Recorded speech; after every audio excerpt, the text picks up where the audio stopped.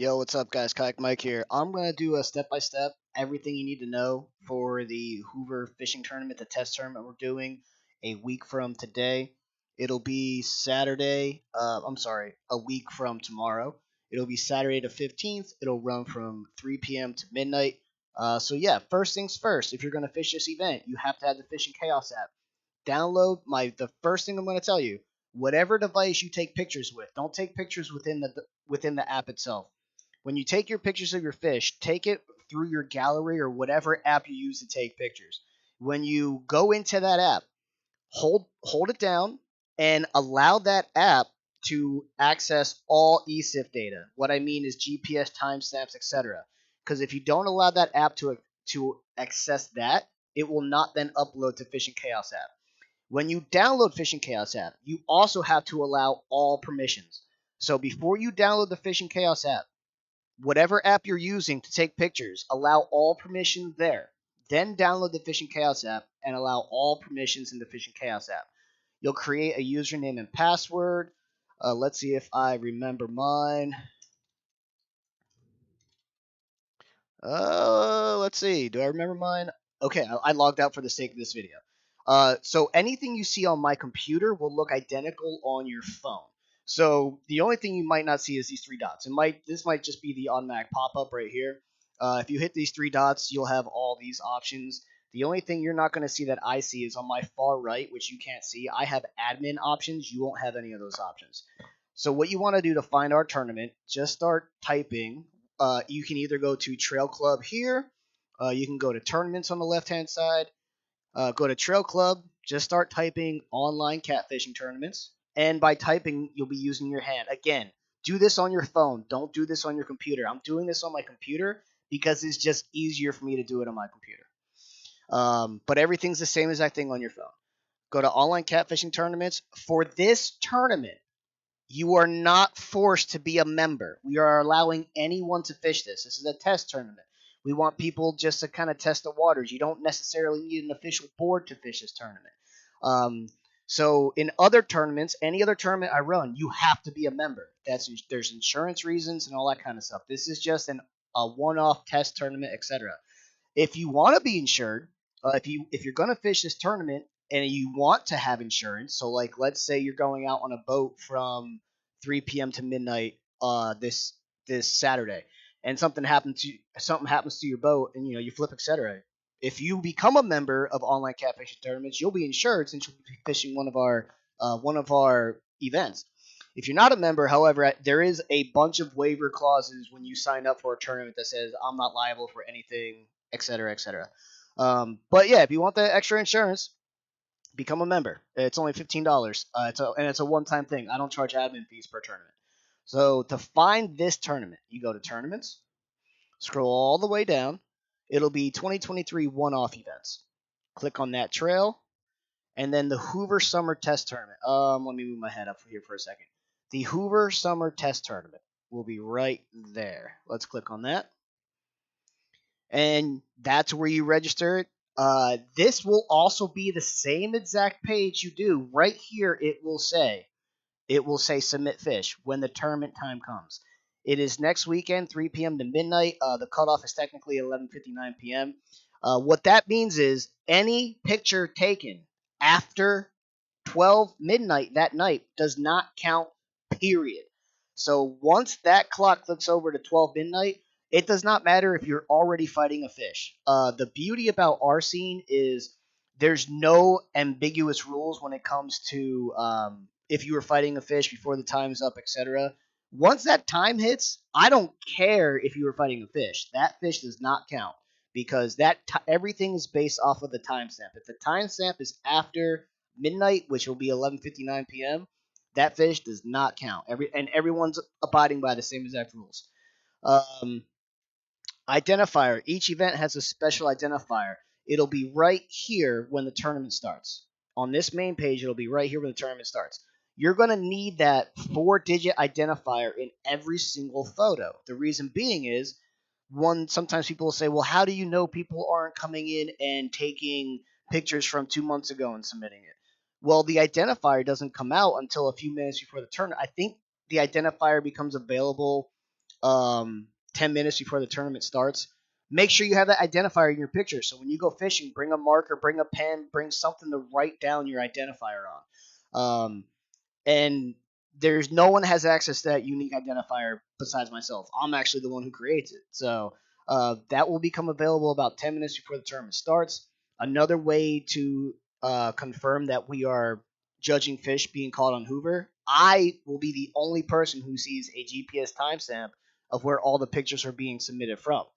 Um, if I see a GPS timestamp of somewhere other than Hoover Lake, I'm going to disqualify that fish.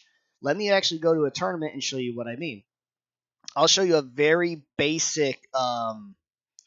very basic heat map of the tournaments. Let me go to here, entries map. So this is the Sandusky tournament. I'm not going to scroll in any farther than this because once I start scrolling in more, it'll give specific spots away. But if I scroll all the way out here, this is the entire world. If a fish was submitted anywhere else in the world, I would have a little heat signature. However, as you scroll in closer and closer and closer to Sandusky Bay, you'll see all the heat map never leaves Sandusky Bay. Now, when I scroll way far in, I can see specifically where every single fish was submitted. Um, but this is what I see to make sure that no one's cheating. If I saw like a little dot down here on the Ohio River, well, then I would know somebody cheated. I would go in and disqualify that fish and probably have a rough conversation with that angler about cheating. Um, we have a very strict policy about cheating. If you get caught cheating on this side, you'll be gone essentially from all online events forever, and not just catfishing. Word of mouth gets out there like crazy. So if you are going to risk trying cheating, just know if you get caught, you are going to be demonstratized across the entire scene, not just catfishing. You will have a very, very, very bad name going forward. I do know a few people who have been busted for cheating, and if you think what happened with the walleye lead weight guys was bad, it's just as bad, if not worse, in the online scene when someone gets caught cheating. Um, but yeah, that's how you register. If you go to Online Catfishing Tournaments YouTube page, go to Online Catfishing Tournaments YouTube page, and I'm going to show you specific videos you want to watch. Go to the playlists, important videos for 2023. Hi, everyone. What you're going to want to watch is not how to register, not events. You can watch how to register for events on Fishing Chaos if you want. That's not a terrible video to watch, but I already went over how to register on this. And then how to submit fish. This will be another important video to watch. What is up, guys? This is the only difference in this video and what we're doing at the test is you don't need an official board. You can use a measuring tape. We just need to make sure that fish is as clearly as close to the front of the measuring tape as possible, and it's visible, it's legible what I can see. If you submit a fish at 35 inches and that whatever measuring device you decide to use is not legible at all, it's a complete disqualification. It's not a reduction, it'll be a complete disqualification. So let me go back to another tournament here where we have fish submitted, just so you guys can have an idea what fish being submitted looks like. So an official fish, this is how you officially submit a fish. I'm going to show you guys. So every channel and every blue has to be right side down, left eye up. That is not an option. Every channel and every blue cat has to be right side down, left eye up. Period. End of story. If you do any other orientation, if they're on their belly, it's a disqualification. If they're left side down, right eye up, it's a disqualification. Every channel and blue cat has to be right side down, left eye up. Some people might say, well, that's not how the state measures it. We don't care how the state measures it. Slot limits play no factor in how we fish. So we measure it like this. It's more effective. You get the true measurement of the fish. There's no tail pinching. And what I mean by that is like when an officer measures a fish, they do it on their belly and they have to push a tail down. That's completely obligatory. Like that's completely what's the word I'm looking for? It depends on how you push the tail down. In this, there's no. This is black and white. That's where that fish's tail lies. Period. End of story. There's no guessing. There's no holding the fish's tail down, etc. I actually wish the state would go to this measurement standard because this is a more accurate measurement standard. Anyone, like, I can push a tail down and come up with 7 different measurements on the same fish. You know what I mean? This is black and white. This ain't going nowhere. So some people, like to argue, why don't we do it the state way?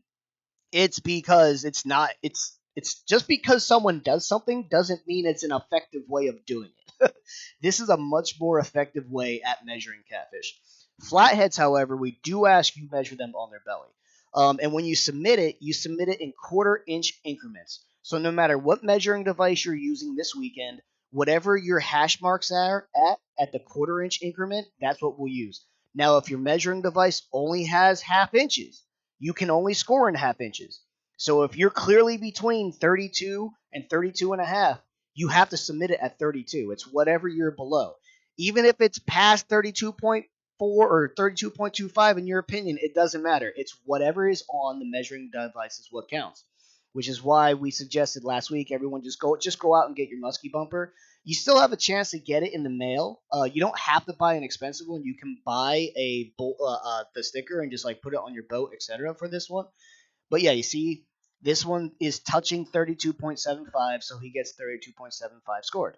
Uh, this is the identifier for a tournament. This will be the type of identifier you're using in the Hoover tournament. It'll be a 3 or 4 digit. You just have it in the photo somewhere. You're good to go. The national trail that we do had this identifier. I gave everyone a playing card. You can submit fish to multiple. That's another beautiful thing about our team. If you're in 7 tournaments that month, you can submit the same fish to all 7 tournaments. So you're submitting fish to 7 different tournaments through one catch, which is pretty cool. Um, Also, another great thing about Art Scene, catch, photo, release immediately. And the best part about our scene is the best fisherman wins. So you'll see here Daniel Leake has a 34 inch, a 32.25, a 32, 31.75, and a 30. Well, if he was in a boat tournament, he could only keep 2 of these overs. And then he would have to start guessing at which ones are heavier. Somebody would say, well, you would have a scale to do that. All right, when you're in Sandusky Bay and it's choppy as hell and you're trying to hold up a scale and you have fish that almost look, it happened to us. We took second place at Sandusky Cat King. We had two 17.5 pound fish and we could not get a good measurement. And the frustrating part was the fish that looked bigger wasn't consistently scaling bigger than the other fish that was weighing heavier. So they were both essentially the same exact length. The male looked lighter but was heavier on the scale, but we never got a solid reading because we were on the boat, we're rocking, etc. Well, in our tournaments, it's black and white. It does not matter how much this is rocking up and down. That's a 32-inch fish, and it's submitted to the leaderboard at 32 inches. And the best fishermen win. It's not your 2 biggest and your best slot. It's the best fishermen win. Whoever catch the biggest fish in our tournaments wins.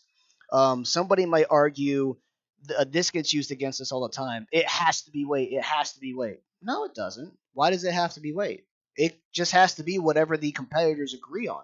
We could use any metric we want.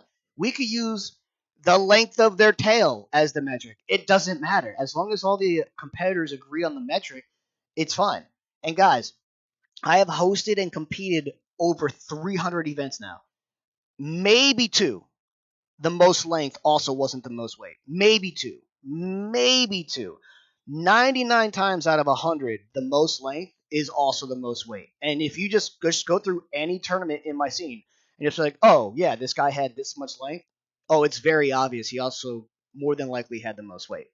So a lot of the arguments against us, I can just statistically prove are false. So yeah, we have that, and then what else? So that's how you measure those fish. Let's go see a flathead catfish submitted. So we'll go to last month's regional tournament, so you guys can see how a flathead was submitted. We had a lot of really big flatheads submitted. Let's see here. Ryan Boards had a couple big flatheads submitted. All right, so there's his identifier, SANT. The nose is clearly bumped. There's an under. A lot of flatheads have an under bite, so it's clearly bumped. The front nose won't always hit, and with these bigger fishes, I as a judge have to use some reasonable common sense sometimes. It's clearly bumped.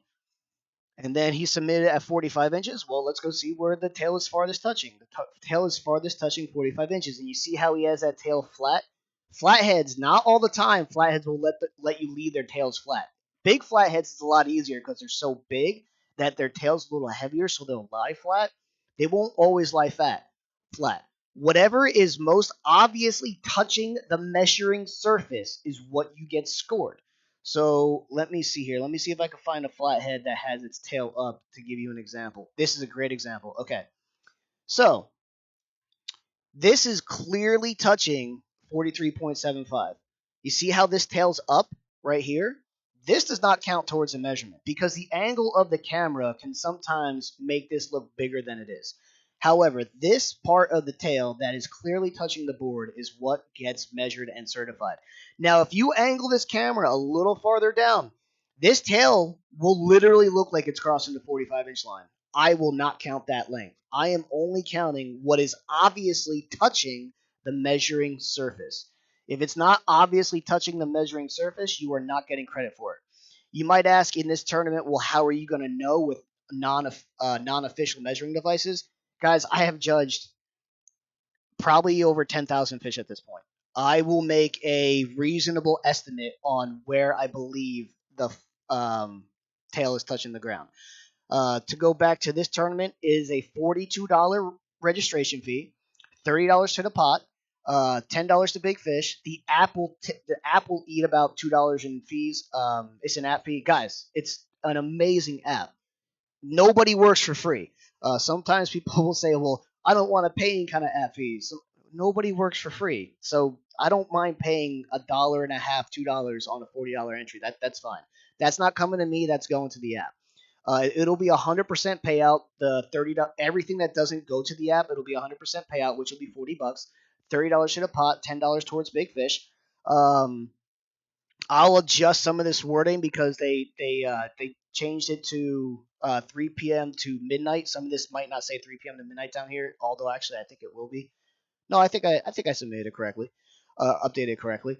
Now you have up till 12:15 a.m. to submit all your fish. So let's say you are fighting a fish at 11:55. You get them photo at 11:58, and you're kind of rewinding, unwinding from that big fish fight.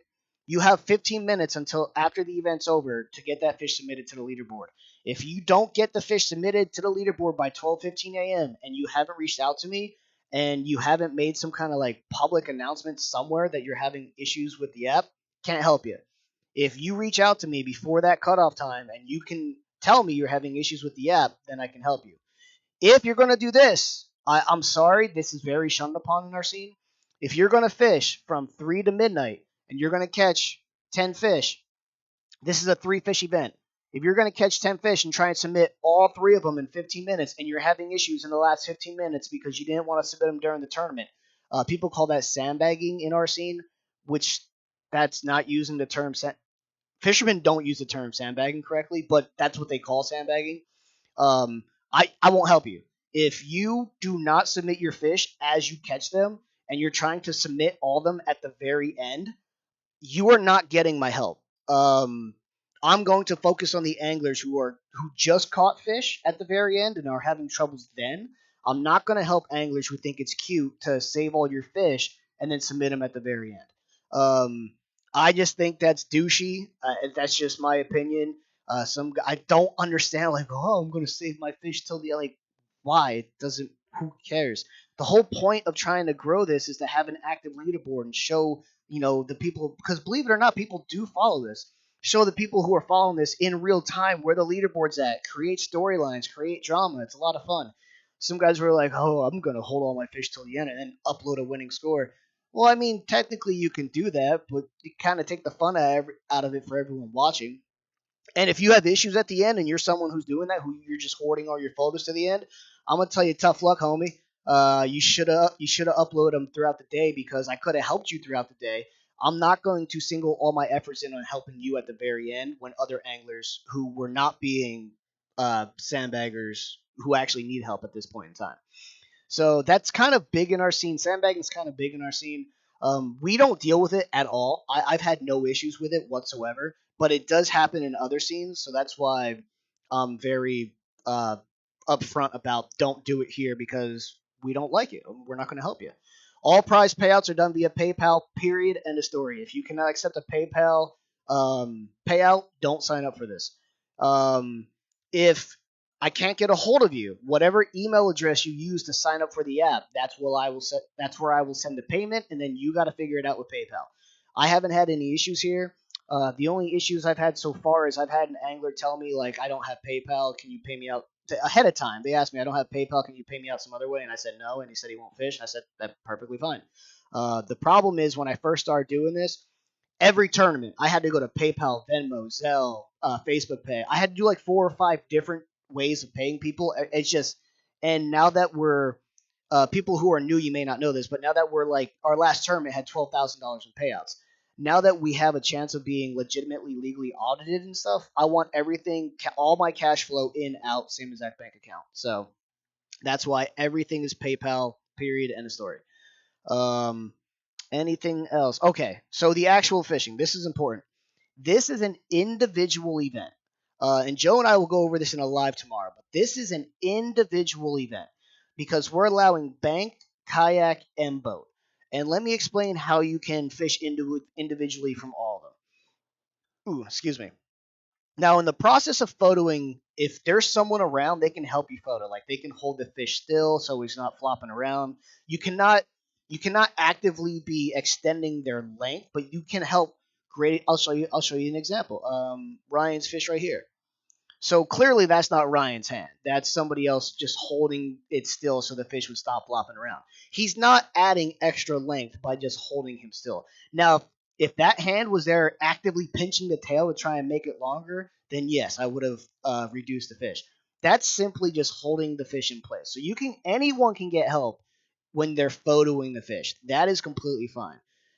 In this tournament where you cannot get help, this is an individual event. So if you're fishing from the bank and you're fishing with 4 other anglers from the bank who are all in the event, you cannot net their fish, you cannot bait their poles. You can share bait if you want, that's fine, that doesn't matter. But you cannot net their fish, you cannot bait their poles, you cannot cast their poles, you cannot reel their fish in. Everything has to be done individually by the angler as far as fishing is concerned. When you're on the kayak, I don't actually have to tell you what to do because you're the only person in the kayak. If you have 2 people in the kayak, John Ratliff, you have to follow the rules I'm about to talk to with the boating. In the boating, 6 rod limit, period, end of story, no matter how many registered anglers you have in the boat. It's a 6 rod limit per boat, period, end of story. If there's only one person in the boat, if there's only one registered angler in the boat, 3 rod limit. So no matter how many registered anglers you have, 6 total rods, tops, period, end of story. If it's one registered angler, 3. Even if you have 3 people in the boat, it doesn't matter. If there's only a single registered angler in the tournament, you can only use 3 rods. If you have 2 registered anglers in the boat, you can have 6 rods, but you have to identify which 3 are yours at 3 o'clock. And once that happens, those are your rods for the rest of the day. I don't care if you put my 3 on the left, your 3 on the right. I don't care if you go every other pole. It's like A, B, A, B, A, B, angler A, angler B, angler A. That's fine. It doesn't matter. And somebody would say, well, how do you know they're not going to cheat? And how do you know they're not going to share fish? Well, here's the thing, guys. There's a um, there's a level of trust you have to have in all anglers to compete honestly in these tournaments, because every single tournament there's a level of potential cheating that can occur. Um, this is probably the easiest way to cheat, I guess you could say, in one of these events is where it's an individual event and you have multiple people in the boat, etc.